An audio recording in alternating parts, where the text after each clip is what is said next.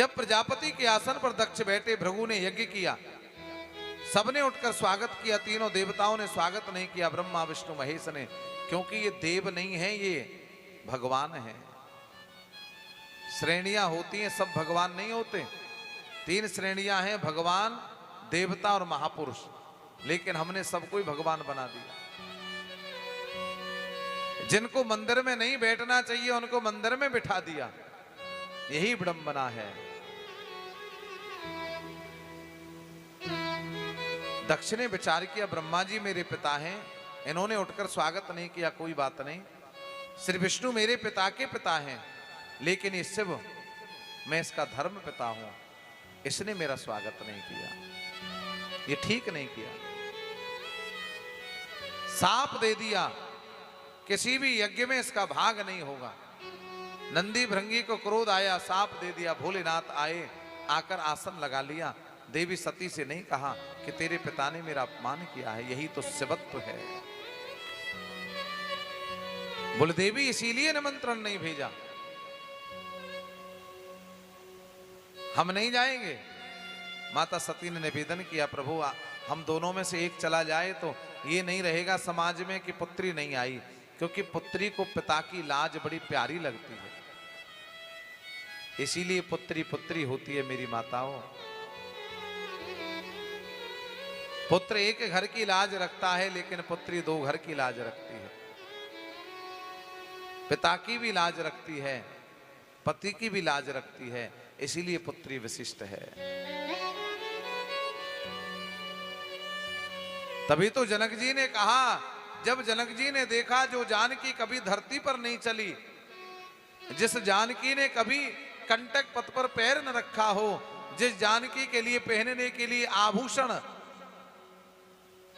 इतने हों कि वो शरीर पर धारण करें तो लथपथ हो जाए, जिसके पहनने के लिए वस्त्र सोने के तारों से जड़े हों, वो जानकी भगवा वस्त्र में, बलकल वस्त्र में, सन्यासी के वेश में, जब चित्रकूट की उस पावन धरा पर झरना से जल भर रही थी, जनक जी ने उस दृश्य को देखा, दोनों नेत्रों में आंसू आ गए।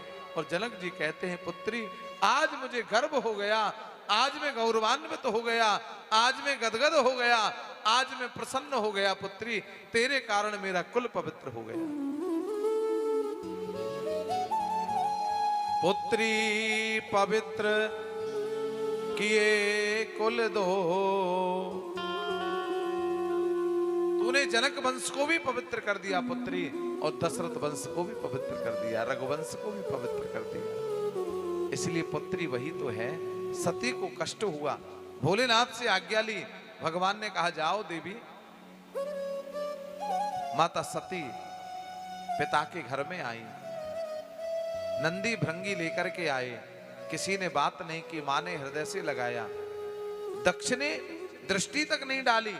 सती ने विचार किया कि मैं यज्ञ नारायण के दर्शन करके चली जाती हूं, जहां अपमान हो वहां नहीं रुकना चाहिए। और जैसे यज्ञ मंडप में पहुंची, सती ने देखा सबका भाग है, यम का भाग, कुबेर का भाग, वरुण का भाग, लेकिन कहीं मेरे स्वामी शिव का भाग नहीं है। सती को क्रोध आ गया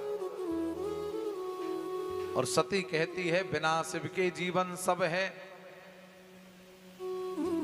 ध्यान रखना मेरी माताओं, मेरे बंधुओं, बिना शिव के अगर ये शिव तत्व शरीर से निकल जाए, ये जीवात्मा शरीर से निकल जाए तो शरीर सब हो जाता है, नहीं हो जाता? अच्छा सब कैसे हो जाता है? यात्रा आती है तो यही तो कहते हैं, बोले कौन आ रहा है? बोले सब आ रहा है।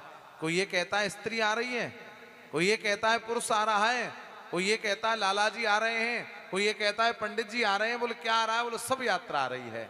बिना शिव के सब सब हो जाते हैं। इसलिए शिव जिसके जीवन में है उसी के जीवन में तत्व की प्राप्ति है, जिसके जीवन में शिव नहीं है उसका जीवन सब जैसा है। क्रोध आ गया माता सती को,